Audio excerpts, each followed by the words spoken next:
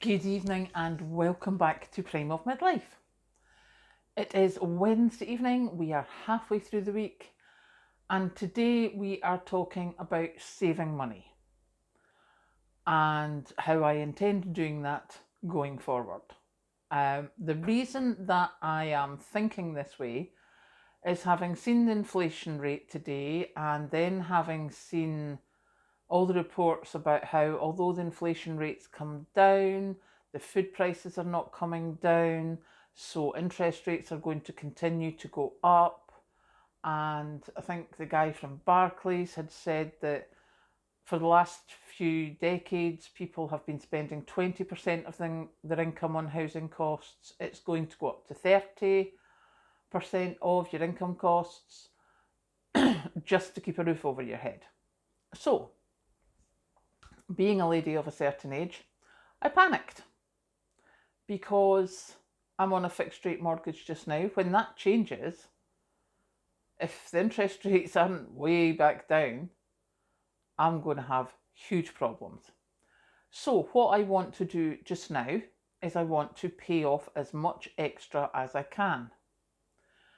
So midst of, my mini panic attack, which isn't a real panic attack, please don't think it is, it's just what I do.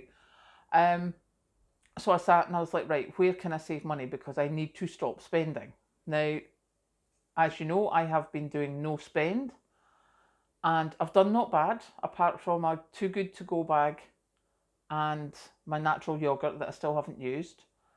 Patrick's paid for the takeaway, bless him. So I haven't really spent any money. But I am going to have to soon because I'm obviously going through my preps. So I thought, right, where can you save money and what are you going to do? So I made a list. See? I have a list. So I thought I'd tell you my 10 things that I have thought of where I am going to save money that's going to let me try and pay off as much of the mortgage as I can, because even if I can't pay it all off by the time it gets too expensive, if I can build enough equity in it, I can sell this and buy a smaller flat. That's the logic. So, my 10 ways that I'm going to try and save money is, number one is keep my preps stocked up. Because having your preps there, it gives you advance warning of anything. You're not buying anything on the spur of the moment, unless it's reduced items. But things like, for me, my UHT milk, my sugar, my tea bags, etc. Making sure I've got them, making sure I've got batch cooked meals, etc. Also, wood for the wood burner, because although I've got some left at the moment, I know how much I went through at the winter. I need an awful lot more just now. So I need to get that wood pile filled before it starts turning cold again. So things like that, keeping my prep stocked, that's number one, because then if anything happens, I'm still okay for a while. Number two is continue to do the reduced shopping. As I've said before, I'm quite rural. I'm quite far away from the normal supermarkets, from big supermarkets. So for me to drive there on the off chance I'll get a decent haul of reduced items is pointless. It's not worth what I would save. However, on a Sunday morning, going to Lidl's when they've got things reduced, mainly in the meat and bakery department, I know there's going to be reduced stuff there. I'm already in Perth, so that's well worth it. So I'm going to continue to do that, and that's going to be the main basis of my shopping. Get what you can from that and then build on it with whatever you need after that. So shopping reduced on a Sunday, that's number two. Number three, vouchers. You've probably seen the programmes where you've got the couponing people. We don't have coupons like that in the UK. What we do have is we have sometimes, like Farm Foods will send a leaflet through your door, and it's £2 off if you spend £20, £5 off if you spend £60. What I'm going to do is use the Farm Foods vouchers to buy the basics. So what I want to do is, when I get a voucher through from Farm Foods, check the prices, because they've got loads and loads of prices on the leaflet, and things like tea bags, sugar, the UHT milk, anything, you know, butter, things like that. Anything that's basic that I would be buying anyway, why not get £2 off if I'm spending 20 or £5 off if I'm spending 60? So yeah, that's, use whatever vouchers I can get from various places. So that's number 3. Number 4 is cut my electricity usage. My electricity usage is not too bad, apart from the fact that I love my hot bath. And Grant and I used to have a big thing about this, about me having baths, because I haven't managed to stop that yet. But I'm going to have to cut that right back, because I can't afford to heat, buy electric, a whole tank of water, because my house is all electric. So I need to start taking more showers than baths. You can tell I'm really pleased about that. But if I want to save as much money as I can, then that's what I need to do. So my bathing habits are going to change.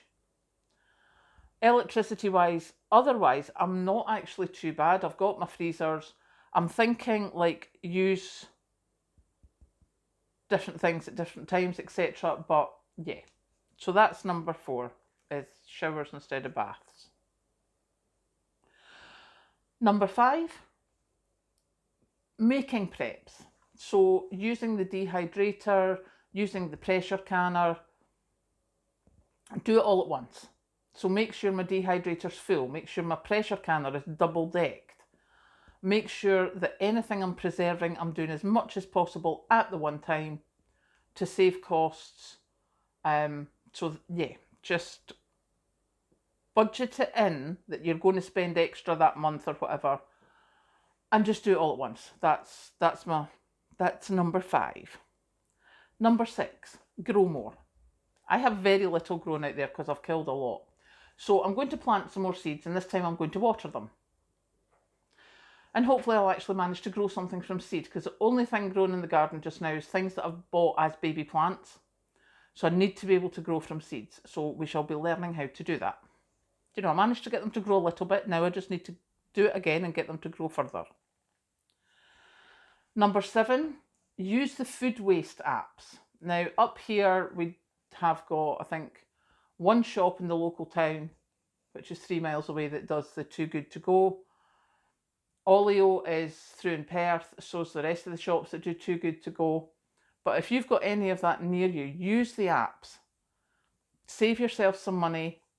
Some of them give you some really good deals. Some of them it's a bit of trial and error, but you'll get to know when you get good deals from places. Number 8, I want to use the community fridges more. Now, I won't use a food bank because my need is not that great. I am in a job, I get paid. I do not need a food bank. However, there are some community fridges where it doesn't matter who you are, they're happy to help you shop for less. Now, my nearest one is in Crieff.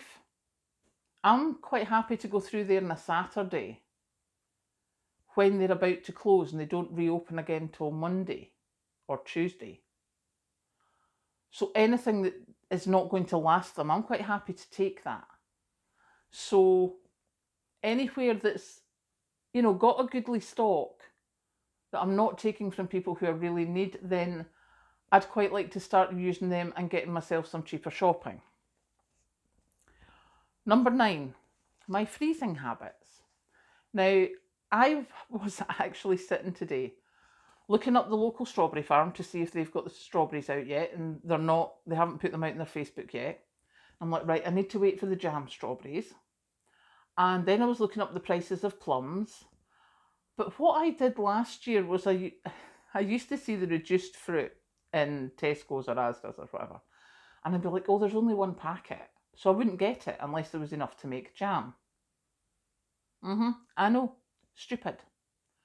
What you do is you get the cheapest cheaps, or cheapest of the cheap, and you just chop it up and put it in the freezer.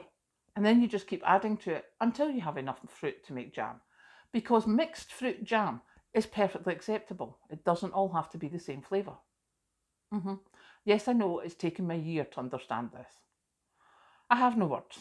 So yes, anything I find that's even small bits that are reduced that I can chop up and stick in the freezer to make jam or fillings or something is going to get bought and it's going to get frozen. And finally, reuse everything. So by that I mean reuse your jars, reuse my bread bags, reuse my Tupperwares, reuse my popcorn bucket, because basically that's what I can see sitting there. But over there I've got jars, I've got bottles, anything that can be reused, reuse it. My bread wrapper, obviously I use the bread bags, but when I buy the one that's in waxed paper, it's just waxed paper, there's no plastic in it. I know, I checked, I asked them. So I use that for wrapping sandwiches or wrapping things up in. So yeah, anything you can reuse, reuse it. So hopefully with my little list of my 10 things, this is my intention so that I can try and help myself not be panicking as I get older. Because the stuff that I read today about the mortgages and the interest rates just sent me into a spiral of yeah. So yeah, there we go. So that's my thoughts for today. We will see how I get on with them for the rest of the week. I'm just away to go and rake in my freezers and see what I can have for dinner tonight. So I will go do that and catch you later.